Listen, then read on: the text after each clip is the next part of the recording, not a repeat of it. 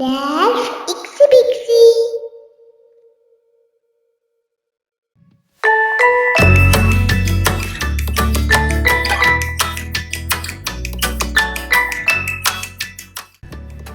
நான் இப்போ 1/4 கிலோ கொண்டைக்கடலை எடுத்திருக்கேன். அதில் கொஞ்சம் உப்பு சேர்த்து கொண்டைக்கடலை மூழ்கிற அளவுக்கு தண்ணி ஊற்றி ப்ரெஷர் குக்கரில் மூடிடலாம். ஒரு 4 விசில் மீடியம் ஃப்ளேமில் வச்சு நம்ம இறக்கிடலாம். ப்ரெஷர் ரிலீஸ் ஆனதும் நம்ம குக்கரை ஓப்பன் பண்ணிடலாம்.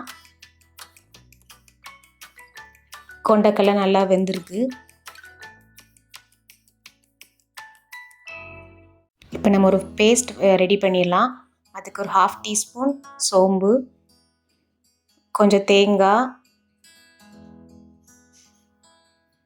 ஒரு 5 முந்திரி பருப்பு, அதோடு சேர்த்து வேக வச்ச கொண்டைக்கடலை ஒரு 10 பீஸ் போல் ஒரு திக்னஸ்க்காக நம்ம அரைக்க போகிறோம். இப்போ நம்ம குக்கர் எடுத்துக்கலாம். அதில் ஒரு 2 டேபிள் ஸ்பூன் ஆயில் ஆட் பண்ணிக்கிறேன்.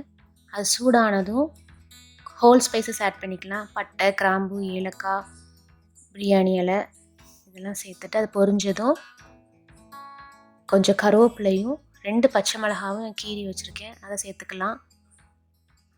அது நல்லா பொரிஞ்சதும்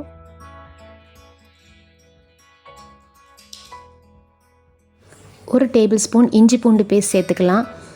அது நல்லா பச்சை வாசனை போகிற வரைக்கும் நம்ம நல்லா வதக்கி விடலாம்.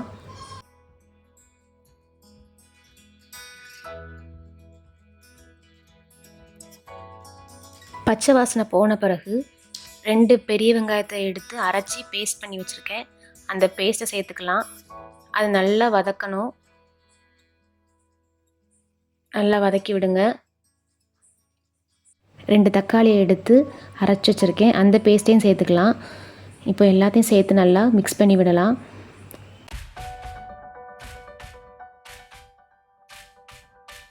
நல்லா வதங்கினதும் 1/2 டீஸ்பூன் மஞ்சள் பொடி,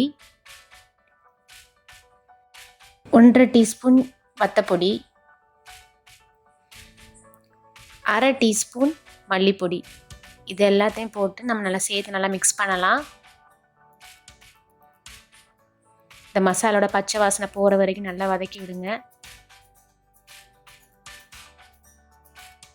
நல்லா மசால் வதங்கின பிறகு நம்ம வேக வச்ச கொண்டைக்கடலையை அதோடு சேர்த்துடலாம்.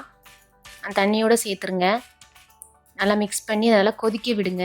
நம்ம குழம்புக்கு தேவையான உப்பு சேர்த்துக்கலாம். நம்ம ஆல்ரெடி கொண்டைக்கடலை வேக வைக்கும் போது உப்பு சேர்த்துருக்கோம், நான் பார்த்து சேர்த்துக்கோங்க. 1 ஸ்பூன் சுகர் ஆட் பண்ணிக்கோங்க, இது ஆப்ஷனல் தான், சேர்த்தா கொஞ்சம் நல்லாயிருக்கும், சேர்த்துக்கோங்க. நல்லா கொதிக்க விடுங்க.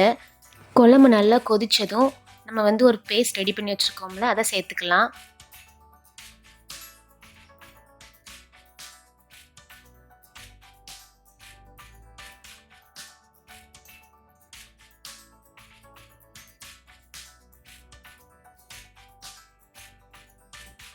அப்புறம் ஜார்லேயும் கொஞ்சம் தண்ணி ஊற்றி எடுத்து வச்சுருக்கிறேன், அந்த தண்ணியை நம்ம சேர்த்துக்கலாம்.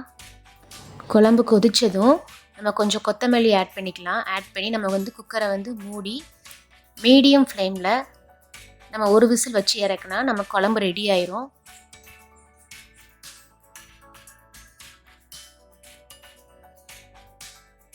ஒரு விசில் ப்ரெஷர் ரிலீஸ் ஆனதும் நம்ம ஓப்பன் பண்ணி பார்த்துடலாம்.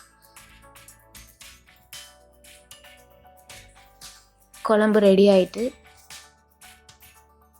இது சப்பாத்திக்கு பூரிக்கெலாம் நல்லாயிருக்கும். நீங்கள் ட்ரை பண்ணி பாருங்கள். ட்ரை பண்ணி பார்த்து உங்கள் ஃபீட்பேக்கை எனக்கு சொல்லுங்கள்.